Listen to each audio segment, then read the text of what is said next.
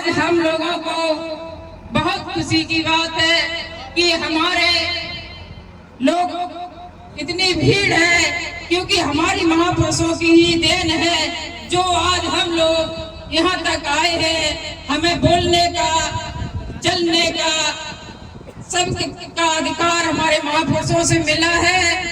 हम अपने महापुरुषों को आगे बढ़ाने के लिए हम और आपको संकल्प लेना है। और हम खासकर अपनी बहनों से कहना चाहती हूँ, क्योंकि आज आप देख रही हैं, आज समय बहुत खराब है। हम और आपको एकजुट होना है। समय को देखते हुए जो वर्तमान का समय चल रहा है, हम और आपको 5 किलो अनाज में नहीं बिकना है। हम और आपको 5 किलो अनाज में भविष्य खतरे में है, क्योंकि आने वाली पीढ़ी को हम और आप क्या जवाब देंगे। हम और आपको बच्चों की शिक्षा पर विशेष ध्यान देना है, क्योंकि ये वर्तमान सरकार हम और आपकी शिक्षा, स्वास्थ्य, सारी चीजों को कुचलना चाह रही है। क्योंकि हम और आप इतनी शिक्षा महंगी कर दी है कि हम और आप पढ़ाने की सोच भी नहीं सकते हैं। और हम और आपको सब लोगों को महापुरुषों के योगदान को देखना चाहिए। हम और आप, हमारी महिलाएं अंधविश्वास में ज्यादा जकड़ी हुई है, क्योंकि महिला एक ऐसी सरल चीज मनवादी लोग मानते हैं। इन्हें जो व्यवस्था पकड़ा देते हैं, ये घर में विद्रोह करके उस व्यवस्था को अपनाने में आगे चलती हैं। इसका हम बहनों को संकल्प लेना चाहिए कि इस मनवादी विभाग को अधिकार दिया है।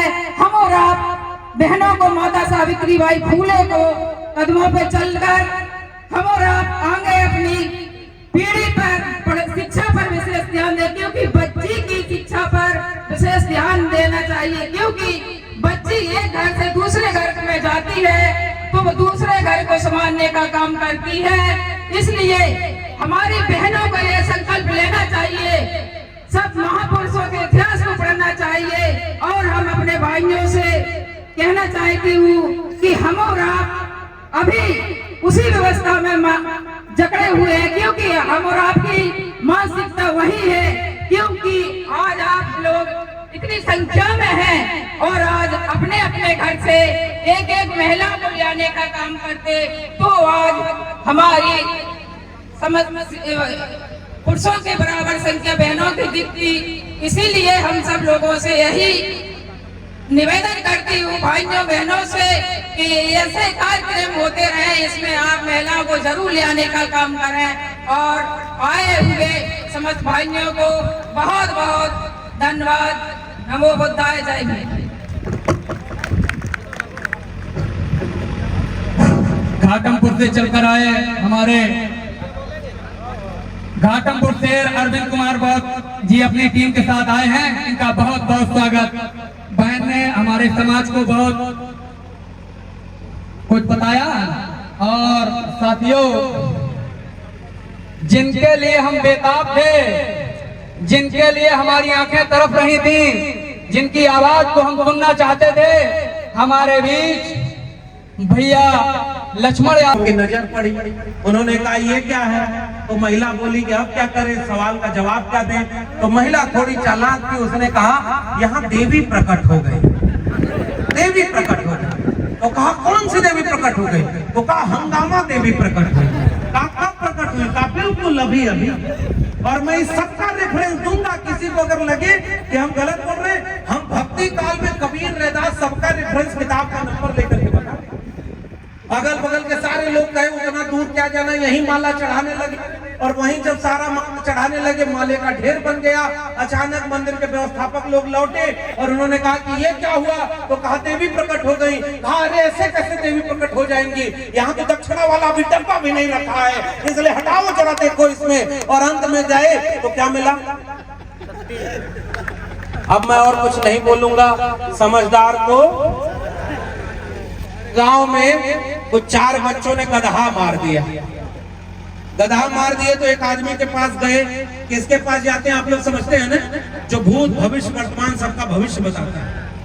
उसके पास गए और कहे कि गांव में गधा मार दिया, तो कहा अरे ये तो बहुत बड़ा पाप हो गया, वेदों में लिखा है, पुराणों में लिखा है और इसकी सजा मिलेगी। और कहा क्या सजा मिलेगी? कहा 22 प्रकार के नरक होते हैं, उसमें कहीं काटा जाएगा, कहीं डीप फ्राई किया जाएगा, कहीं सड़ाया जाएगा। तो कहा मुक्ति कैसे होगी, बचाव कैसे होगा? तो कहा कि 25 गांव के हमारे लोगों को बुला के खिलाना होगा, हवन कराना होगा, तब जाके इससे बचाव होगा। उसी आदमी से कान में एक आदमी जाकर बोला कि बाबू साहब, वो जो आपको 4 बच्चे गधा मारे हैं, उसमें एक वो आपका बेटा संतोष भी था। तुरंत वो चुपचाप बैठे। और हमारे यहाँ भोजपुरी में गांव में लोक कथा कही जाती है कि 2-4 लइकन में एक संतोष और गधा के मरले में कौनो न दोष। कोई दोष नहीं है। आपके बच्चे को अगर परीक्षा में नौकरी नहीं मिल रही, परीक्षा में नंबर नहीं मिल रहा, तो एक पाखंडी कोई आकर कहता है कि बेलपत्री पर शहद लगाओ और फला जगह लेकर चिपका दो, आपका बेटा परीक्षा पास कर जाएगा। कुछ दिन बाद अखबार में खबर छपी कि उसका अपना बेटा 8वीं में फेल हो गया।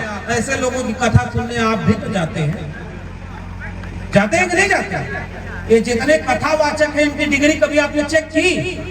आप किसी डॉक्टर के पास जाते हैं तो पता करते हैं कि नहीं कि डॉक्टर पढ़ा लिखा है कि नहीं? एक वो मटका खरीदने जाते हैं तो उसको ठोक बजा कर देखते हैं कि नहीं?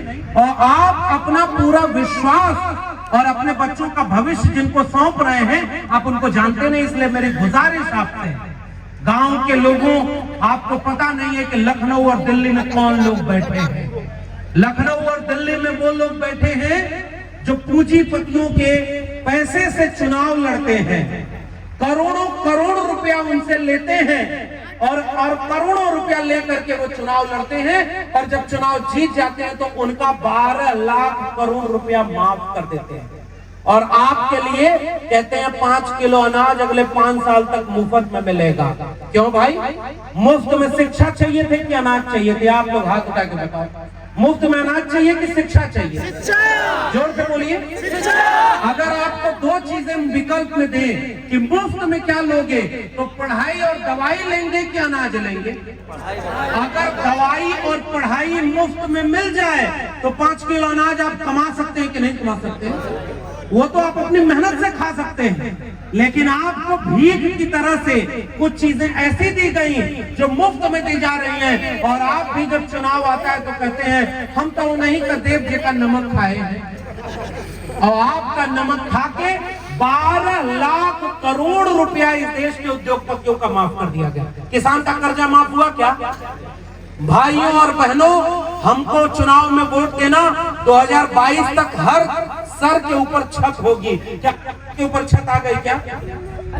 2022 तक किसानों की आय दोगुनी हो जाएगी। दोगुनी हुई क्या? 2 करोड़ रोजगार हर साल मिलेगा। मिला क्या?